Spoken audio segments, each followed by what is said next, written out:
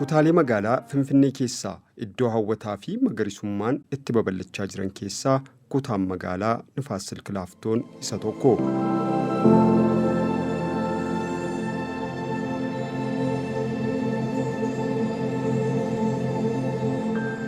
Obbo Addisuu Tashoomaa dhalatanii kan guddatan kutaa magaalichaa kana keessatti yeroo ta'u moggaasni maqaa kutaa magaalichaa mukkeewwan laaftoo kanaan dura magaalicha keessatti bal'inaan biqilaa turan irraa ka'umsa akka godhate ni dubbatu. Bosona laaftotu yookaan gololeetu baay'atee waan jiraaf uumamaanii sababa saniin fakkaataa kan laaftoo jedhame achumaan itti fufee Nifaas Silk kan jedhamu kunis walitti qabameeti. Nifaas Silk immoo kan jedhamu bakkee amma Bunnaa Boordii jedhamu jiru kana anteenaa reediyoo minaamina teelee kanatu jira. Anteenaa waxxaramee dur sababa saniin Nifaas Silk jedhanii akkanatti tashkarakkarumoo ventileeta kan godhuun jira. Isaa wal qabateeti Nifaas Silk Laaftoo kan jedhamu. Asin immoo asin karaa caffee sumbii kana caffee sumbii jedhama. Tulluu Iyyaa kan jedhamu hin jira. Dabartee karaan amma Hanna Maaramii taaboonni itti dhaabbanne kun immoo gaara ejersaa tulluu ejersaa jedhama. Iddoon amma immoo teenyu kun immoo Hurufa Boree jedhama. Bakkee fardeen itti gulufan dur. Garanaan immoo karaa lixaan kun immoo gaara dheertuu jedhama. Magaala keessaa waan dheeratee ol guddateef dheertuu jedhamee akkasitti moggaafamee jira. Tulluu Iyyaa kan jedhamu kuni egaa dur Oromoon dur hin lola, fardaan lola, eeboon lola. Bakkeen nama teechisaniiti hoggaa waraanni dhufee warri gamaa wal dhufe galaan kana hoggaa dhufe asii waa deeme achi hin eega nama eegu jira. Namni eegu sun hoggaa waa tokko diinni dhufe hin iyya jechaadha. Tulluu Iyyaa jedhamti achumaan. Iyya qophaa'ee dhufe hoggaa jedheen asii waraana kaafatee waan kaafatee tuma walitti wal mashallaquudha inni bira maaltu jira. Bakkeen adda addaa kunillee maqaa Oromootiin inuma jira.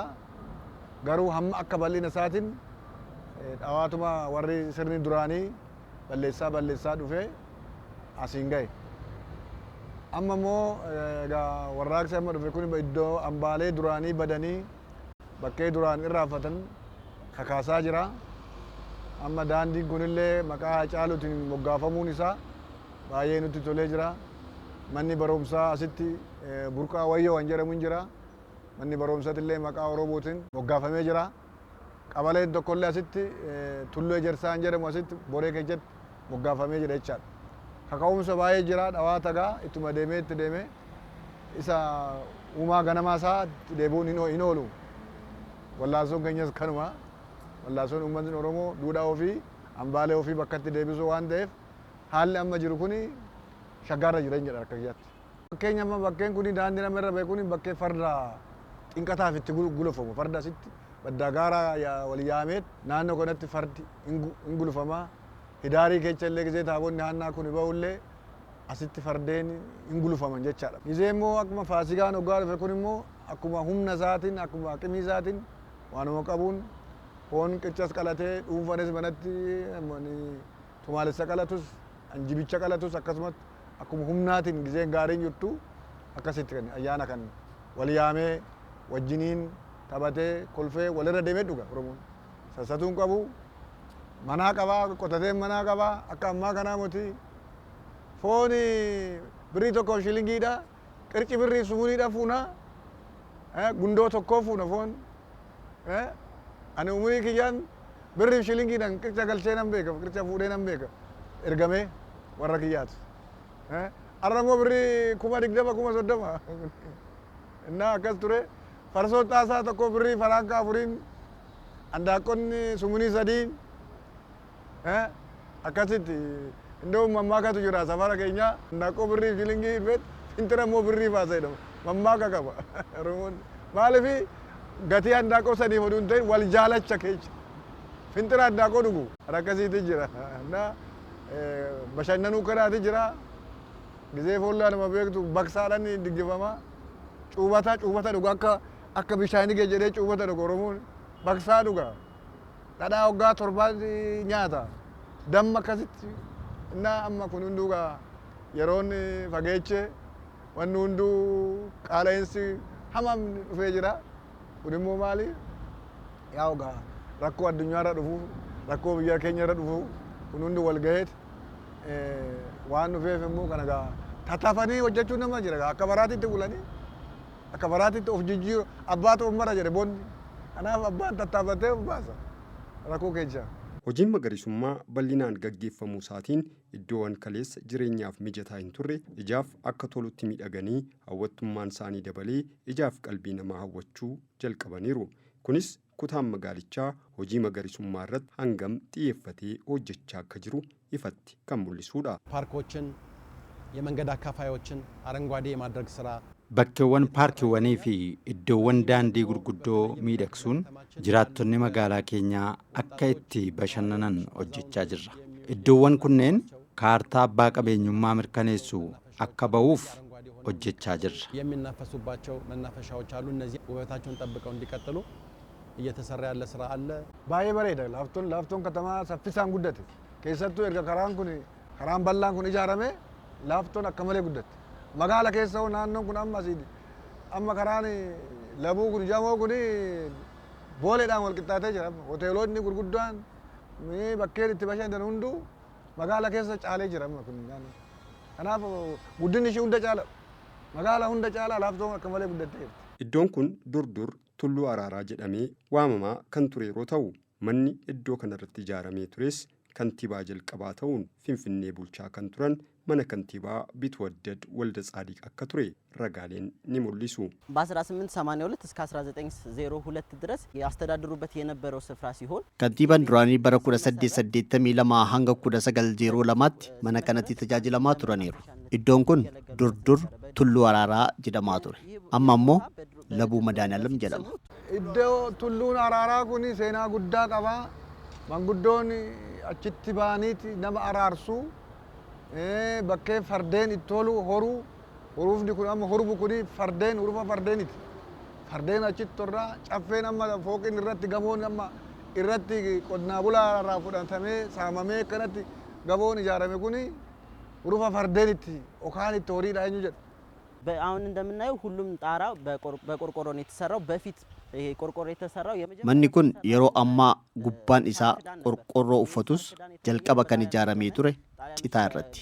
Citaa irraa gara qorqorrootti kan jijjiirame bara weerara xaaliyaanii ture jedhama. Mana kanatti mootiiwwan adda addaa akka mana gandaattis fayyadamaa turan. Manichi bosonaan weeraramee irraanfatamee turus bulchiinsi magaalichaa misoomsuun bakka bashannanaa akka ta'u godheera. Nutis gama keennan manichi god hambaa waan ta'eef ogeessotaan qorachiisaa jirra. Manni kantiibaa duraanii kun bal'ina lafa heektaara 4 irratti kan argamu yeroo ta'u baroota dheeraaf suphaa malee turus yeroo ammaa mooraansaa guutummaan guututti misoomii giddugala bashannanaa ta'ee uummataaf tajaajila laachaa jira.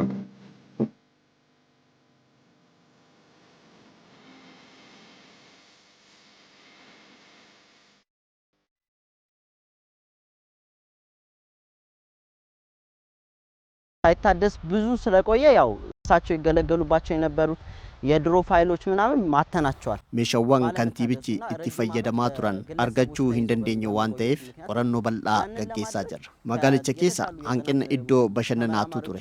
Kun suphamee tajaajila uummataaf banaa taanaan rakkoo gama kanaan ture furuu danda'a. ስታየው በጣም ደስ ይላል። ሰዎች በእረፍታቸው ሰዓት ላይ መጥተው እዚህ የሚዝናኑና iddoon kun baay'ee kan nama hawwatudha. Iddoo bashannanaaf jedhamee akka haaraatti misoomuun isaa jiraattota naannoo kanaa fagoo deemuu irraa hambiseera. Daa'imman hedduufis iddoo boqonnaa ta'ee tajaajilaa jira. የከንቲባ ቢትወደድ መኖሪያ Manni kantiibaa duraanii yeroo ammaa namoota hedduun daawwatamaa jira. Iddoon kun kana caalaa miidhagee iddoo hawwata tuurizimii akka ta'u hojiiwwan hedduutu hojjetamaa jira.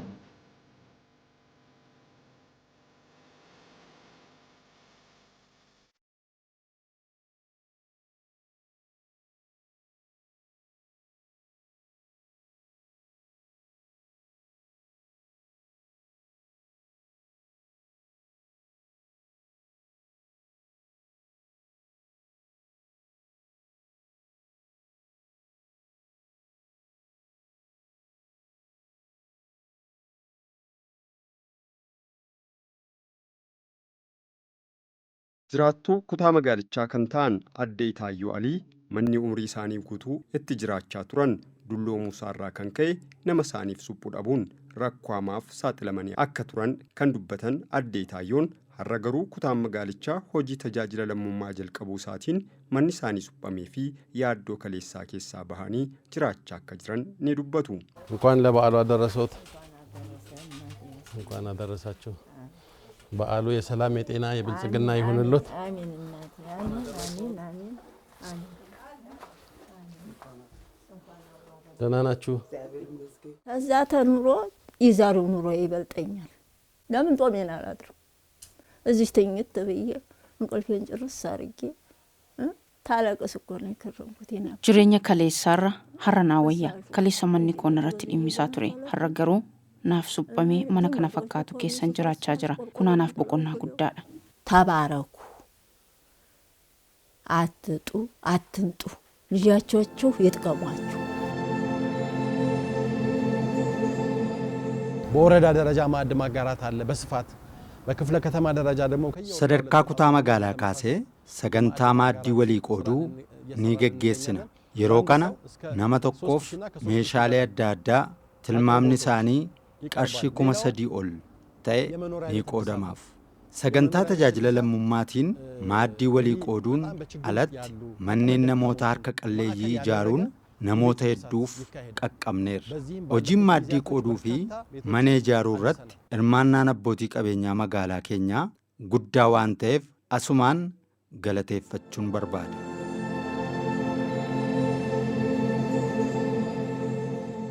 Biyyoonni guddatan jedhaman akka Jaappaaniif Chaayinaan qonna magaalaa irratti xiyyeeffannaa laachuun uummanni isaanii gamoo fi iddoowwan xixiqqoo irratti oomishuu akka danda'u barsiisuun fedhii uummata isaanii guutuu danda'aniiru. Biyyi keenyas yeroo dhiyoos muuxannoon kun magaalota adda addaa keessatti babal'atee uummanni magaalaa qonna magaalaa irratti akka hirmaatu hojiin bal'aan hojjetamuu jalqabeera. Kutaan magaalaa Nifaas Silk Laaftoonis hojii qonna magaalaa mooraa isaa keessatti jalqabuun hawaasni tajaajila adda addaa barbaacha gara kutaa magaalichaa dhufu muuxannoo fudhatee akka deebi'u hojii fakkeenyummaa qabu hojjechaa jira.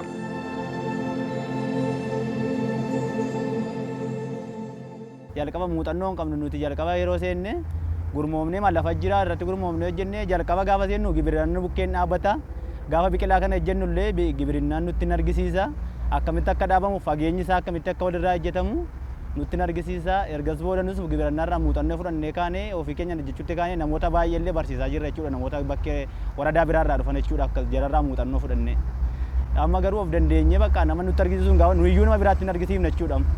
Wayyaa daraartuu kiyya maaloo anuu si jira maaloo yaa daraartuu intala sabboona anuu si malee hin qabu maaloo wayyaa daraartuu sanyii salaalee korma booranaa anuu si waama maaloo. Shunkurtiillee dhaabnee qoosxaa garaagaraa dhaabnee qayisirii garaagaraa dhaabnee as keessatti lewxii agarsiifne isaan immoo nurraa fudhatanii timirtiillee nurraa fudhatanii in hawwata bakka ija hawwatee fi akkamitti akka hojjettinu maaliin akka hojjettanii nutti maan hojjennu immoo timirtii isaanii laachaa turre jechuudha.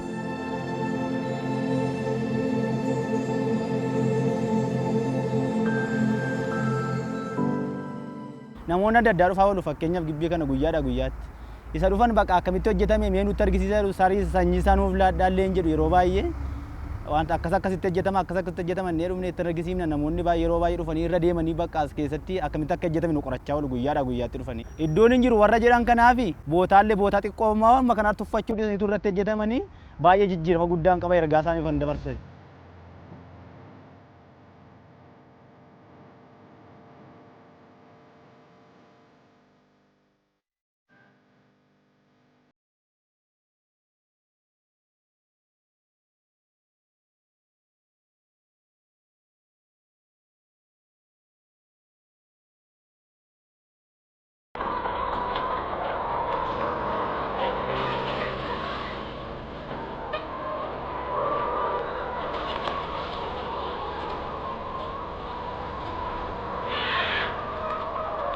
Ayyaanota Itoophiyaa keessatti kabajaman dugda duuba lukkuun hin dhabamtu kan jedhu kaleessa hojii ijaarsaa irratti bobba'ee kan turee fi yeroo ammaa immoo hojii horsiisa lukkuu irratti bal'inaan hirmaachaa kan jiru Kaasaawun Dabalee hojiin horsiisa lukkuu iddoo kamittuu hojjetamuu akka danda'u ni dubbata.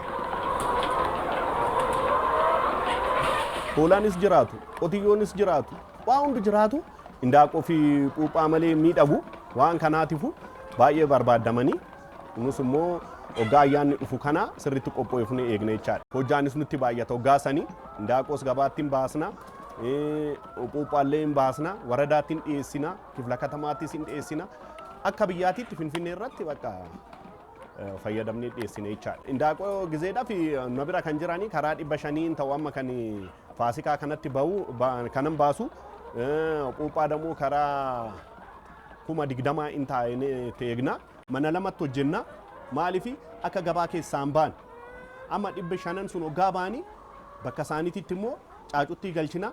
Isaan yoo guddatan immoo gabaa keessaan baanu gizuma hundaa quuphaan jira jechaadha. Waan kanaatiifuu 500 kana amma 1,500 tura 500 amma faasikaa kanarratti hin baasne jechaadha. San booddee mana atsaddaanee waa baay'ee miidhagsinee immoo 500 galchineet immoo eegna jechaadha. Ayyaana irratti eegneet immoo akkanatti baasna akkatti hojjechaa jirra. Guyyaatti amma 1,500 kuni 900 amma 950tti quuphaa hin buusu. Guyyaatti kaa'ee jechaadha kun. Kanarraa parsantiidhaan hoggaa fudhannu parsantii 60 indaaqotaaf. 40 garuu kan abbaa horsiisati jechaadha. Baay'ee nama hin qabanii gizmoo hunda ganzaba of harkaan dhabdu gabaan akka libbiititti jira. Sanday maarkeettiin bulchiinsi qopheesseera achirratti gurguruu hin danda'ama.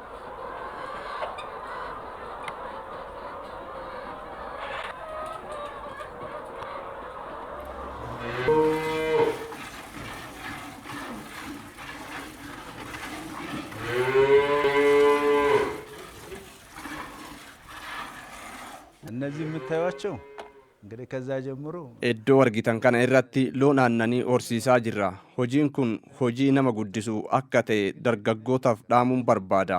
Loon 4 yoo qabaatte ishee tokkotu warra kaan soora. Kan hafte bu'aa keeti. Namni keenya kana baruu qaba. Loon kana hojjechaa jira jechuudha. Loon kun warra ilmamu. Inni ilmaman jechuudha. Warra qallamuutu warra ilmamaati. Gabariin keenyas akkuma keenyatti kan nurraa arganii hojjetan jechaa tan jedhanis jechuudha. Waxxaatiin keenya jechuudha. Qeerroon keenya hojjechuu qaban. Akka kiyyaatti jechuudha. Akka abbaa kiyyaatti jechuudha. Akkatti loon kan hojjechaa jira. Loon kun aannan qabanii aannan isaanii daa'ima guddisaa jiranii daa'ima kuma lamaa ol guddisaa jiran jechuudha. Horiin kun jechuudha. Namni keenya hojjechuu qaban maa ta'ani taa'uun qaban. Lafa qabna nuti lafuma xiqqoo tanarratti hojjechaa jira.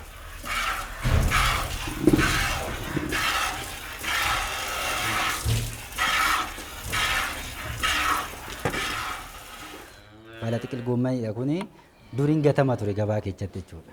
Qeeraas hin gatama ture, markaatus hin gatama ture. Amma immoo markaatuun achi keessa dhufe as gaarimanti jechuudha. Amma nu fudhanna ture makiinaan feenee gara horii kana finneeti isaanii laachifne jechuudha. Amma nurraa argeeti hundi isaatu amma fudhanna. Amma maa nun gahu torbee tokkoon gisee tokko fudhanna. Dure guyyaa fudhanna ture.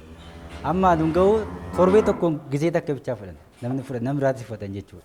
Amma namni gabareen biraatis fudhatan jechuudha. Akkuma keenya warri loon qabu jechuudha. Bulchiinsi magaalaa waan baay'ee nu gargaareera. Gabaa sanday maarkeetti qopheesse isarratti akka gurgurannu waradaa irratti akka dhiyeessuun sarraatanyoonni bulchiisaa nurraa hin fudhatu isaanittis hin gurgurraa. Mana kana amma kanaan dura laastikiidhaan simmeedheetuma walitti qabeetu bakka as keessatti xaaraa akkasii gizee darbeetti gizee lama na jalaa jiksanii asitti hojjechuu hin dandeessu naan jedhanii erga ammoo amma jijjiirran kun dhufee akkan hojjetu na jajjabeessaa jiru liqaas akkan fudhadhu na jajjabeessu waa baay'eedhaan na deeggaraeera silxanaas naa kenneera bulchiisni waan kanaatiin nu gargaaraa jira gaa amma danda'u jechaadha bultiis amma danda'uun nu gargaaraa jira namni immoo kan gargaaramu hoggaa ati kaatee hojjettu hoggaa warraaqxe malee kan ciise maaltu tatta'a.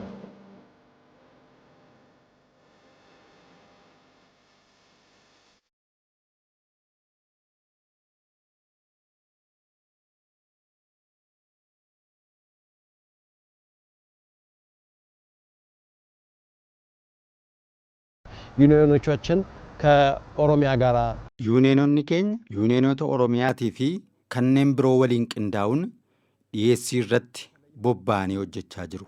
Keessumattuu yuuniyeenii waldaa dargaggoota caffee waliin ta'uun xaafii fi midhaan gosa adda addaa dhiyeessaa jiru. Iddoowwan 17 irratti gabaa dilbataa bannee jirra. Jiraattonni keenya itti fayyadamaa jiru.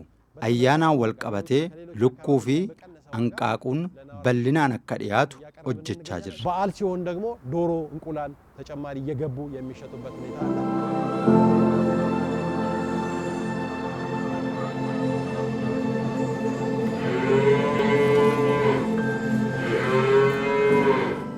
ይሄ ፕሮግራም አምና ላይ ማዕከሉን በከተማ ግብርና ላይ በሬን ገዳ ሰገንታን ቆና መጋላ hanga kanan turre. Amma garuu sagantaan kun qonna horsiisa loonii fi lukkuu akkasumas wantoota qonnaa keessatti hojjetaman mara akka ammaatti taasifamee hojiitti galameera. Jijjiiramas argaa jirra. Dargaggoo Najmuddin Sultaanii fi Faasiil Taarikuu deeggarsi kutaa magaalichaa isaaniif taasise fayyadamuun kanaan dura meeshaalee biyya alaarraa gara biyya keessaa galan hambisuuf sagantaa Itoophiyaan haa oomishtu jedhu milkeessuuf hojjechaa akka jiran ni dubbatu.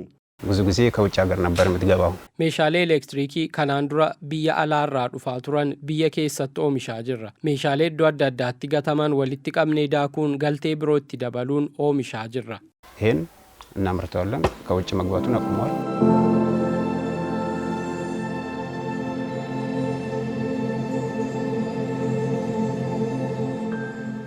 እነዚህ የምናመርታቸው ምርቶች እንደ አክሰሰሪ ከውጭ ነበር ሙሉ ለሙሉ የምናስገባው የነበረው። ኦሚሻሌን ኩን ከናን ዱራ ብያ ላራ ገላ ቱረኒ አማ ገሩ ብየ ኬሰቲ ኦሚሻ ጅራ የኢንዱስትሪ ማዕከላቶች አሉ። በኢንዱስትሪ ማዕከላቶች በርካታ ግዱገል ኢንዱስትሪ ቀምኑ ኬሰት ኦሚሻሌ ከናን ዱራ ብያ አላራ ገላ ቱረንቱ ኦሚሻሙ ጀልቀቤራ ከነ በበልሱቱ ኑራ ኤገማ ገመ ኬኛን እዶ ኦሚሻ ልቂ ፊ ሌንጂ ደበለቴ ደገርሳ አዳዳ ከና ጅራ namoota sheedii fudhatanii waggaa 5 ol keessa turan ceesisuun warri kaan galanii akka itti oomishan taasisneerra. Hojiin kun hojii to'annaa fi ordoffii barbaadu waan ta'eef irratti xiyyeeffannee hojjechaa jirra. በፊት ከነበርንበት ትንሽ ተሻሽለናል። በፊት ያው ከክራይ ቤት ወጥተን አለ ዱራ ኬሰ ቱሬራ አማ ፎዮፍኔራ ዱራ ክራማና ኬሰቲ ኦሚሻ ቱሬ amma garuu mootummaan iddoo oomishaa nuuf kenne keessatti hojjechaa jirra. Namoota 20 olii fi carraa hojii uumneerra. Oomishuu keenyaanis sharafa biyyattii biyya keessatti hambifneerra. ወረዳ 12 ላይ በከተማው አስተዳደር የሚገነቡ ህንጻዎች አሉ። አና 12 irratti bulchiinsi magaalichaa gamoo ijaaraa jira. Gamoon kun guutummaan guutuutti hojii dhabdoonni gurmaanii akka itti galanii hojjetan kan ijaaramaa jirudha. Giddugalli oomishaa kun ammayyaa fi oomisha haala ergee keessatti akka oomishamu yaada keessa galcha.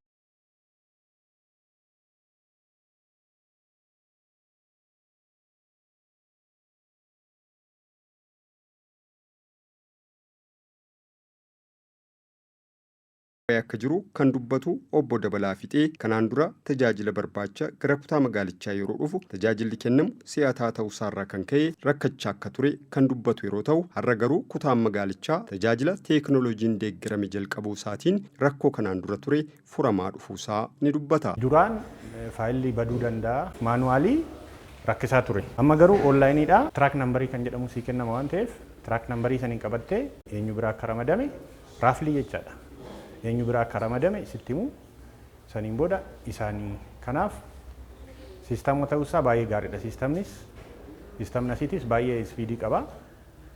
Kana erga xumurtee booda immoo isteejii itti aanu pilaasimineetii kanarratti hundaa'ee diizaayiniin hojjetamee diizaayinichis siistamumaan ergama onlaayinii. Onlaayinii erga ergamee booda ammas tiraak nambarii kan biraa sii kenna. Kana hunda erga koomentiin dhumee booda faayiliin gaafa baay'atee galu iyyama ijaarsatiif jechaadha. Faayilii haardi koppiidhaan galchita. Innaa kuni tokko qisaasama waraqataa hir'iseera. Qisaasama yerootis hin hir'isaa. Faayiliin koomentii gaasee olii gadi waggaa ofaa oltu si jalaa badaa. Kana hunda hir'isee dhumarratti በቃ ባያቱ እርገ ጀደሜ ቦዳ ባይስቴ ገልጭተ ይቻላል። ፕላን ስምምነት ለማግኘት የፈለገ ሰው ኦንላይን መጀመሪያ መጠየቅ ይችላል ማለት ነው። ወሊገልቴ የመፕላኒ ነምኒ በርባዴ ቶኮ በከ ጅሩ ታኤ እያፈቹ አከ ደንደው ቴክኖሎጂ ተጃጅለ ኬኛ ሰፊሲሱ ዲሪርሲኔራ ተጃጅለ ከነ አናሸን irratti babal'isneerra yeroo jalqabnu gorsitootaaf ogeessota ijaarsaa muraasatu itti fayyadamaa ture amma garuu hundatu baree itti fayyadamaa jira jechuun ni danda'ama. 5 ከ10 ባሉ ሰዎች ነበሩ ሲጠቀሙ የነበሩት አማካሪዎች። ነዋሪው በተለያዩ ተቋማት ምላሽ አላገኘውም ብሎ ሲያስብ ተጃጅለምቶታ dhimmamtoonni waajjiraalee adda addaa irratti xiyyeeffachuu hin dandeenye hiikuuf giddugala tajaajilaa bannee bakka hooggantoonni waajjiraalee fi tajaajilamtoonni jiran itti tajaajila argatan hojjennee jirra. Gama biraatiin immoo teeknooloojiiwwan tajaajila saffisan diriirsuu jalqabneerra. Tajaajila keenya ammayyeessuu aanaa hundarratti tajaajila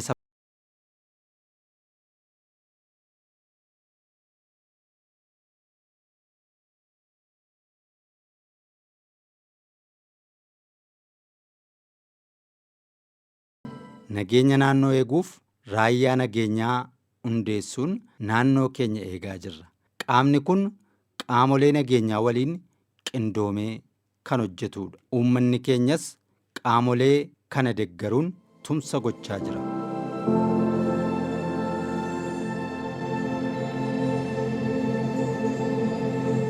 እንኳን ደስ ያላችሁ፣ እንኳን ፈጣሪ ረዳሽ፣ እንኳን ደስ ያለሽ የኔ እናት።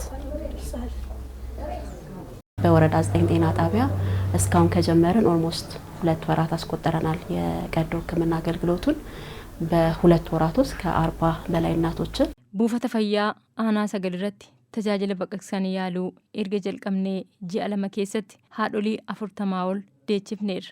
Yeroo dhufuufis buufata fayyaa aanaa 11 keessatti argamu irratti tajaajila ni jalqabna jennee qophii taasisaa jirra.